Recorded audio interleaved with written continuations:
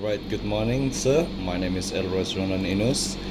I'm currently pursuing a Bachelor of Education, TESOL, at Unitar International University. For our group assignment for the subject Counseling in Education, we are required to interview a secondary school teacher who has experience with classroom-based assessment and school-based assessment. And today I will be conducting a short interview with you to learn more about your experience in implementing CBA and SBA, particularly how they are applied in the classroom and their implications for students' academic performance. So before we start with the main questions, sir, could you please introduce yourself briefly? You can tell us your name, the school or type school you teach at, the subject you teach, and how long you have been teaching. All right. First of all, good morning and thank you, Royce, for choosing me, your previous teacher, Yes. for your assignment. My name is Rio Cledelius Matius. I'm currently a teacher teaching English at SMK Bingkur. This is my 17th year of teaching. This is my second school, but I've been teaching English for roughly around 17 years. I'm teaching Form 5 students and Form 4 students mostly. All right. Thank you, sir. That gives us a little background about your teaching experience. Now, I think we can start with the questions.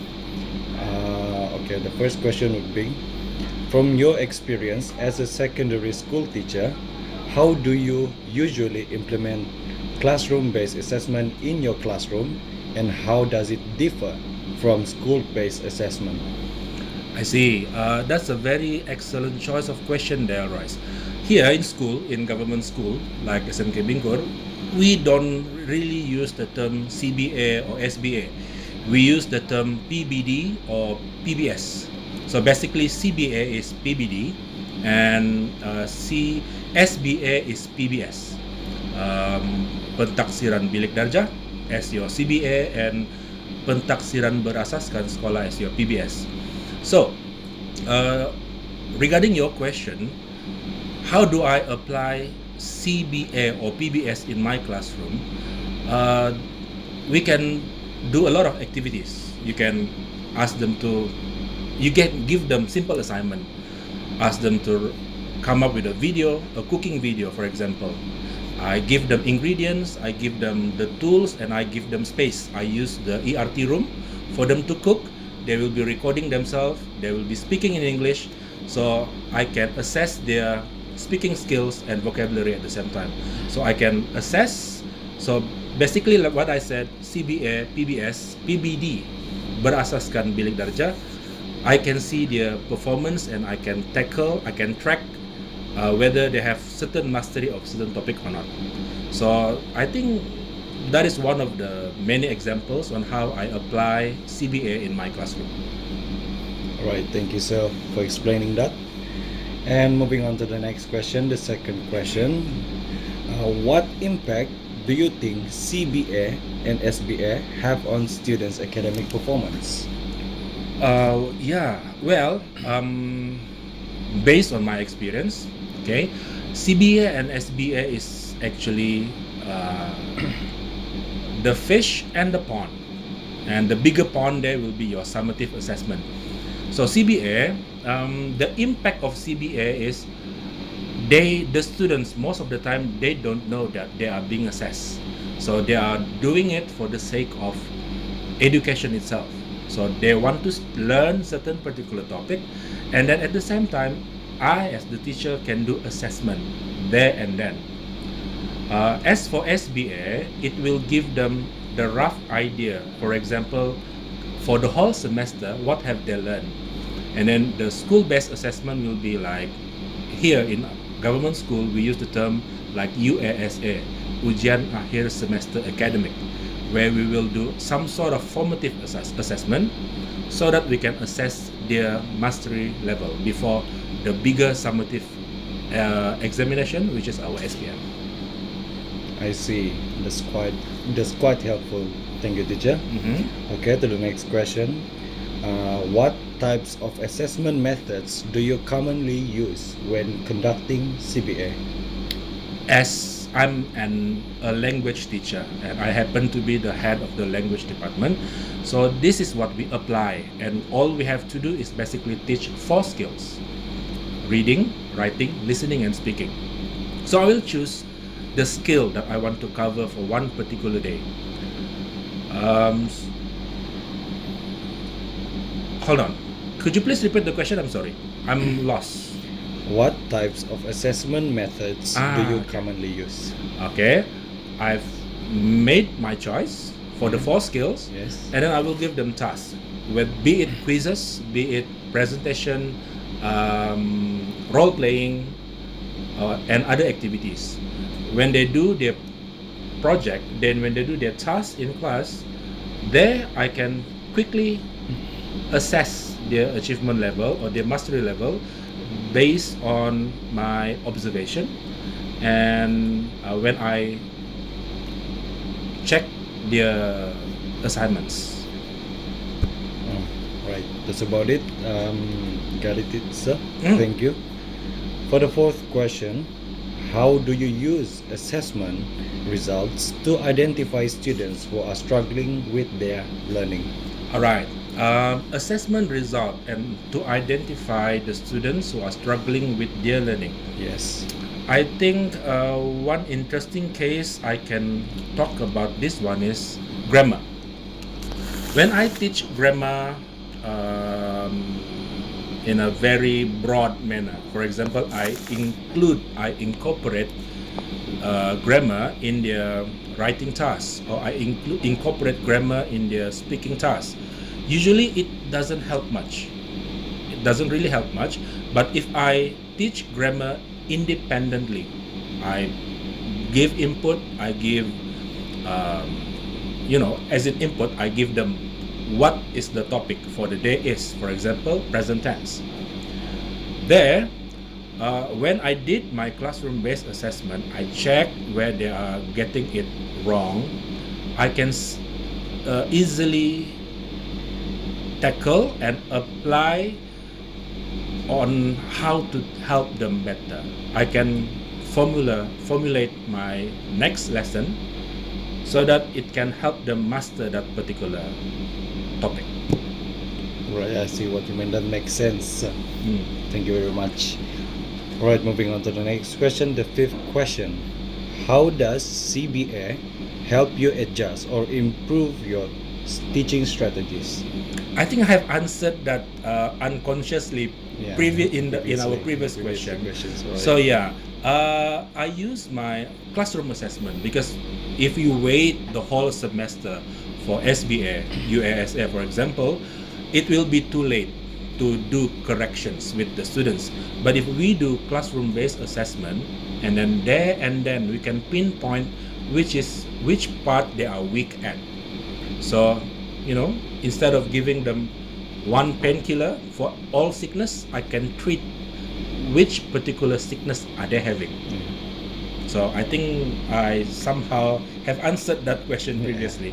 Alright, I understand. Thank you for explaining that, sir. Mm-hmm. So we're just gonna go on to the next question. Alright. The next question is, how do students generally respond to continuous classroom-based assessment? Well, if you inform them beforehand, you will not get transparent result. They will pretend. Yeah. They will do their best to pretend because they think it's an assessment. It have marks, certain particular marks, and they think that it will be included in their SBA.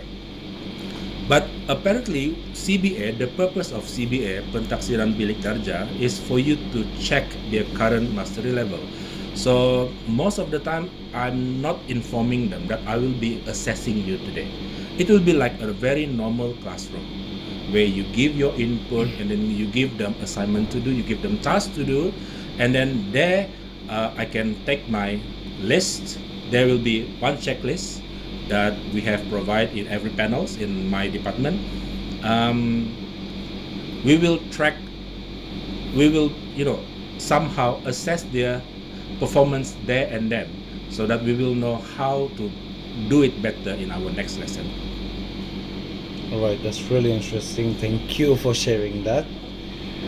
Now we move on to the seventh question, which is what challenges do you face when implementing CBA and SBA?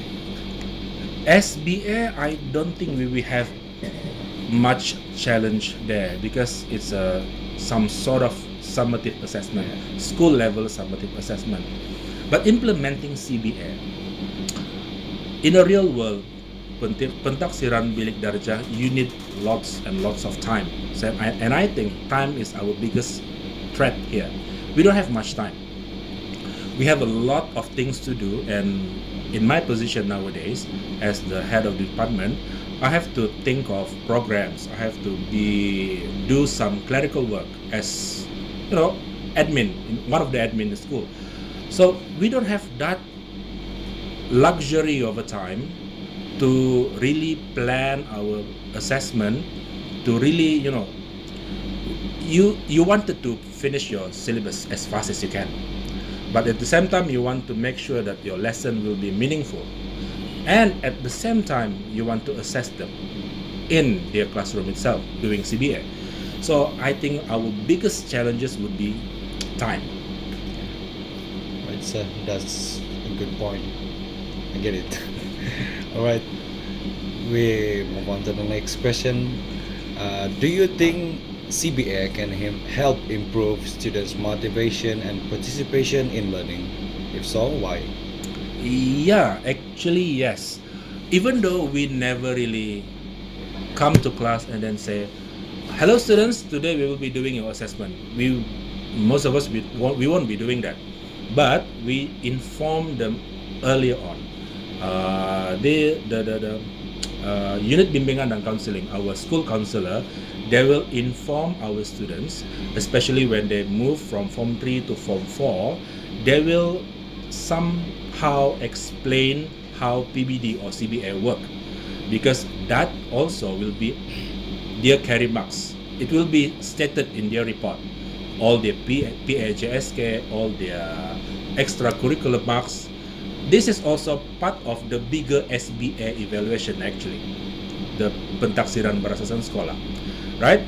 But if you zoom into certain lens where you are focusing on academic or English itself, CBA can help to, once they know, they are aware of there will be assessment, and they know that they have to keep track of their assessment. They need to know what they have to master in order to be able to excel in their summative assessment by the end of the year.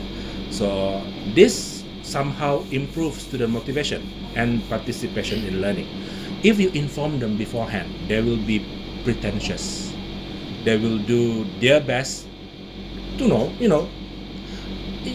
it's like killing two birds with one stone. You want to assess them, but at the same time you want to teach them.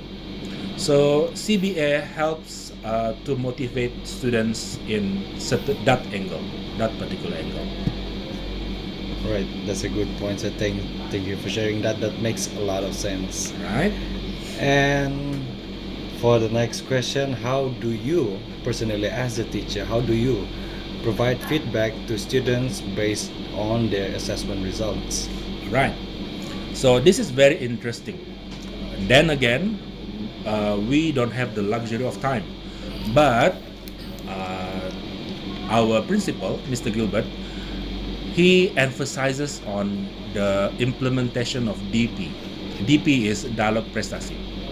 So there you will have session with the teachers teaching them, the students and the principal and our school counselor. There we will discuss where are you currently at. For student A, if they are good, they will be good. You can assess them in class. But for those with attendance problem, this is another challenge in doing CBA, because you wanted to do pentaksiran berasaskan bilik darjah, but the students is not present at school. So what we can do is we pick a specific date or time where we make sure that all of the students in that particular class is there, and then we will provide feedback and